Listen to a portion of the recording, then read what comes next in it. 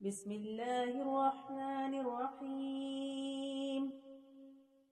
تبارك الذي بيده الملك وهو على كل شيء قدير. الذي خلق الموت والحياة ليبلوكم أيكم أحسن عملا وهو العزيز الغفور. الذي خلق 7 سماوات طباقا ما ترى في خلق الرحمن من تفاوت فارجع البصر هل ترى من فطور ثم ارجع البصر كرتين ينقلب إليك البصر خاسئا وهو حسير. ولقد زينا السماء الدنيا بمصابيح وجعلناها رجوما للشياطين وأعتدنا لهم عذاب السعير. وللذين كفروا بربهم عذاب جهنم وبئس المصير. إذا ألقوا فيها سمعوا لها شهيقا وهي تفور تكاد تميز من الغيظ كلما ألقي فيها فوج سألهم خزنتها ألم يأتكم نذير قالوا بلى قد جاءنا نذير فكذبنا وقلنا ما نزل الله من شيء إن أنتم إلا في ضلال كبير. وقالوا لو كنا نسمع أو نعقل ما كنا في أصحاب السعير. فاعترفوا بذنبهم فسحقا لأصحاب السعير. إن الذين يخشون ربهم بالغيب لهم مغفرة وأجر كبير.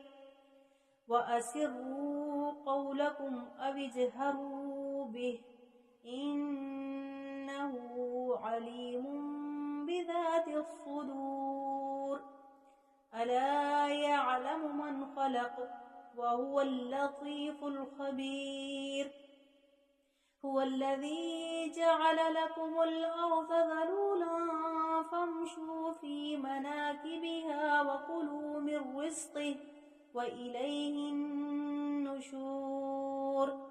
أأمنتم من في السماء أن يخسف بكم الأرض فإذا هي تمور أم أمنتم من في السماء أن يرسل عليكم حاصبا فستعلمون كيف نذير. ولقد كذب الذين من قبلهم فكيف كان نكير. أولم يروا إلى الطير فوقهم صافات ويقبض ما يمسكهن إلا الرحمن إنه بكل شيء بصير. أمن هذا الذي هو جند لكم ينصركم من دون الرحمن إن الكافرون إلا في غرور. أمن هذا الذي يرزقكم إن أمسك رزقه بل لجوا في عتو ونفور. أفمن يمشي مكبا على وجهه أهدى أمن يمشي سويا على صراط مستقيم قل هو الذي أنشأكم وجعل لكم السمع والأبصار والأفئدة قليلا ما تشكرون قل هو الذي زرعكم في الأرض وإليه تحشرون